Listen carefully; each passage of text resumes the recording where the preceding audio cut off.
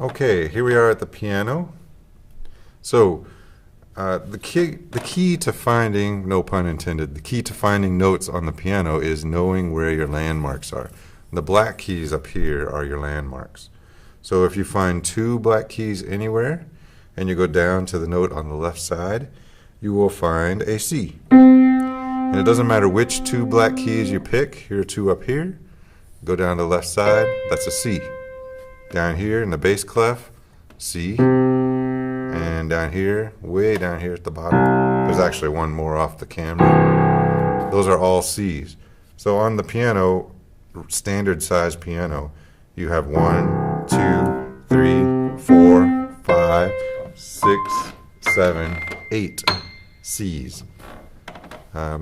Each one of those being a doubling of the frequency of the octave below it. We'll talk more about that another day too. So two black keys, left side is C. Two black keys, left side is C. When you find three black keys, you go to the left side and the note is an F. Anywhere you find three black keys, the note on the left, the white key on the left, is an F. So again, you can say F, F, F, F, F, F. And there are 1, 2, 3, 4, 5, 6, 7 Fs on the piano. It doesn't quite go down low enough to get the other octave, or high enough to get another octave of Fs. So once you know the Cs and the Fs, you know everything's alphabetical. So then what's one letter below C? That's a B. What's one letter above C? That's a D. What's one letter? Here's an F. One letter below F is E. One letter above F is G.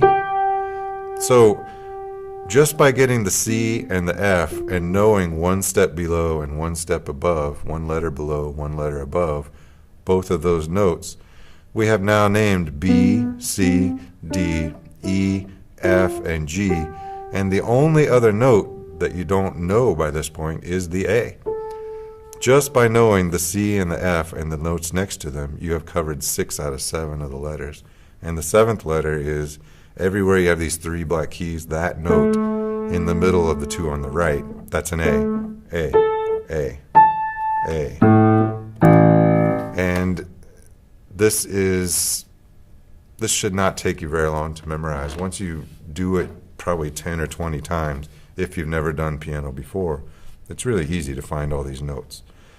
So once you know all of the notes, then you're ready to start talking about accidentals. So let's start with D here. If I have a D, we talked about this a little bit earlier on the accidentals lesson, but if I go from D and I go up this way, I'm going to D sharp. I raised the note a half step. This is D natural. This is D sharp. And if I raised it twice, this would be D double sharp. Likewise, if I go the other direction, I'm making it flat. Here's D natural. I go down a half step. Now I have D flat, and then I go down another half step, and I have D double flat. We don't use the double flat and the double sharp very often, but there will be times when that's the right name to use. And the main reason that we use them is to keep our alphabet lined up. So when you're playing a scale, you need to use every note in the scale. Okay, so our chromatic scale on the piano works a little bit differently than it did on the string. On the string, you were able to play one fret, just move up one fret, and you were going up the octave. On the piano, here's the same G that we started with the bottom string on the mandolin, or the bottom string of a violin. Every time you go up to the next note to the right, no matter what color it is, you go to the next note to the right, next note to the right, next note to the right, next note to the right. Here we don't have a black key, so we have to go to the next note to the right, which is another white key. Next note, next note, next note. And by the time you've played 12 of them, 1, 2, 3, 4, 5, 6, 7, 8, 9, 10, 11, 12, then your next note is back to G. We started on G, we did 12 notes, and then the next note is G. You can do another 12 notes, and you'll get to another G. That's the way the chromatic scale works. And this, you can play this up or down. You can start it on any note, doesn't matter.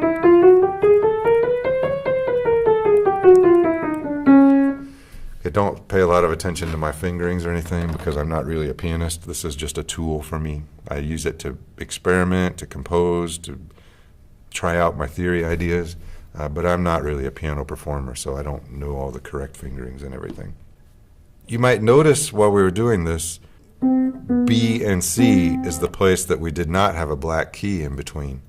And you may remember from the strings, B and C, E and F are the notes that are a half step apart that don't have any note in between them. So B and C, E and F. On the piano, it's very easy to see where the spaces are or where they are not. There's no note in between B and C, C and B.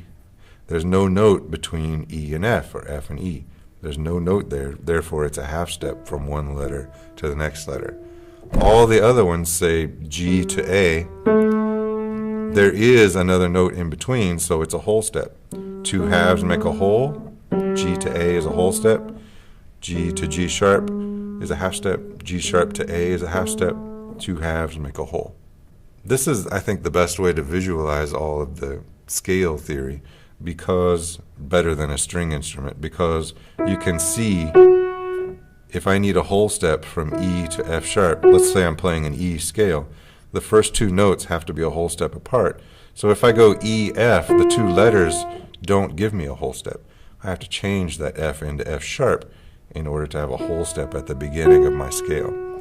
We'll get into a lot more detail about that on the scales video coming up probably next week.